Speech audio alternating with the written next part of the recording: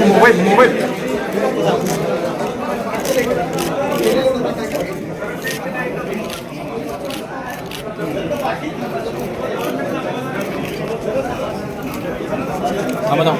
ताई ताई ताई मोबाईल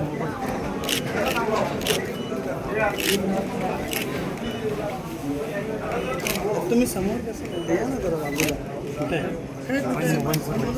आहे ना बाबा तुझी ना खाली बसून खाली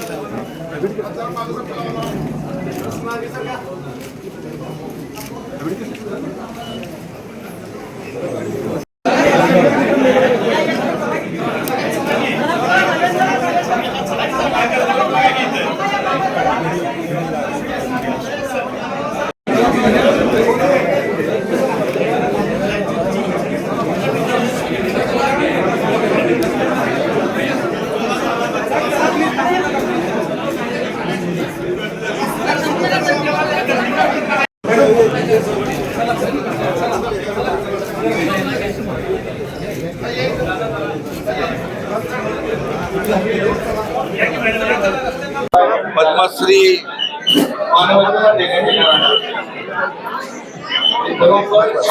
डॉक्टर डी.वाय. पाटील यांचं दुःखद निधन हे अतिशय मनाला वेदना देणारं आणि सगळ्यांच्याच मनाला चटका लावून जाणारी घटना आहे.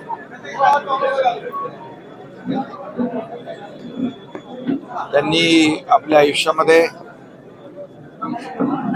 शिक्षण क्षेत्रात, सामाजिक क्षेत्रात, वैद्यकीय क्षेत्रात, सहकार क्षेत्रात आणि क्रीडा क्षेत्रात देखील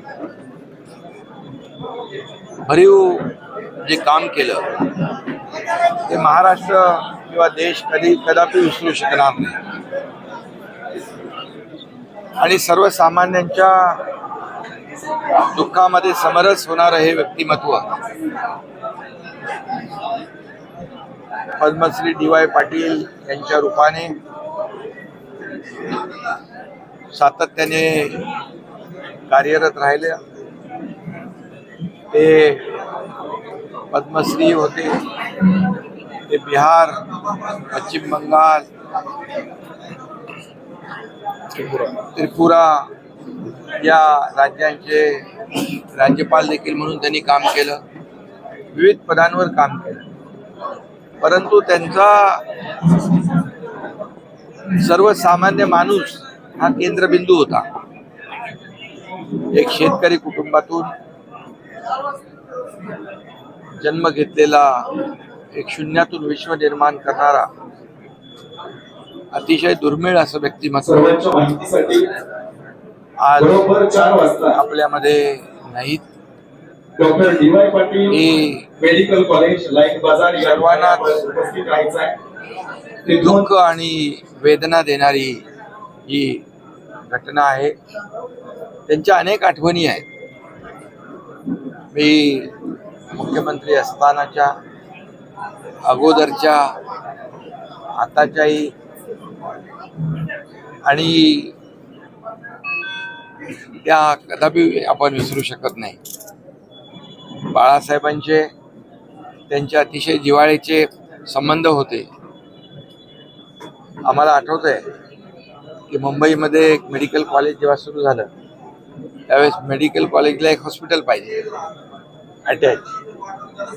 बाळासाहेबांनी तात्काळ हे कॉलेज माझं आहे, आपलं आहे, आपल्या परिवारातलं आहे आणि त्या भावनाने त्याला तात्काळ मंजुरी दिली.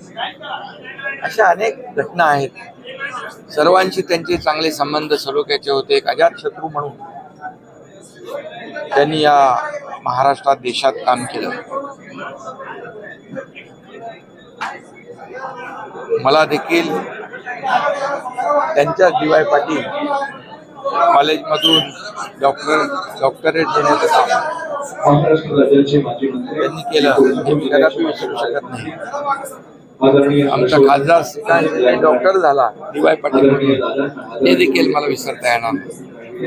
आणि म्हणून हातकणंगले लोकसभा मतदार एक शिक्षण महर्षी श्रीमती आपल्या नाहीत, या देखील खऱ्या अर्थाने एक अजात शत्रू लोकनेता हरपलेला आहे आदरांजली वाहण्यासाठी या ठिकाणी उपस्थित आहेत. आणि ज्ञानाचा महासागर हरपलाय असं म्हटलं तर वावगं ठरणार नाही.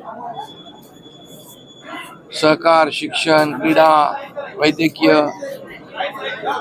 क्षेत्रातलं एक दुर्मिळ नेतृत्व हरपलंय आणि म्हणून मी त्यांना त्यांच्या अनेक आठवणी सोबत आहेत. चर्चा करताना देखील त्यांची मुलं, त्यांचा परिवार याच्याशी चर्चा करता अनेक या काही आठवणी, भावना त्या ठिकाणी व्यक्त झाल्या. आणि म्हणून सर्वांना, सर्वसामान्य माणसाला मदत करणारा हा असा मोठा नेता, त्याची प्रचिती जी आहे, आज आपण त्यांच्या कामाची आणि कर्तृत्वाची आणि प्रेमाची पोचपावती कालपासून हे अंतिम दर्शनासाठी येणाऱ्या लाखो लोकांच्या उपस्थितीवरून आपण पाहतोय. आणि म्हणून अशी माणसं दुर्मिळ असतात. आपली न भरून येणारी पोकळी त्यांच्या जाण्याने निर्माण झालेली आहे. त्यांचं नेहमी एक वाक्य मला आठवतं, स्वप्न पाहताना मोठी स्वप्न पहा, परंतु स्वतःच्या फायद्यासाठी नाही तर सर्वसामान्य लोकांच्या जनतेसाठी, फायद्यासाठी. हे वाक्य त्यांचं फार काही बरंच काही आणि म्हणून अशी माणसं फार कमी जन्माला येतात. आणि अशा डी.वाय. पाटील यांचा मी माझ्या कुटुंबाच्या वतीने आणि शिवसेना परिवाराच्या वतीने त्यांना भावपूर्ण श्रद्धांजली.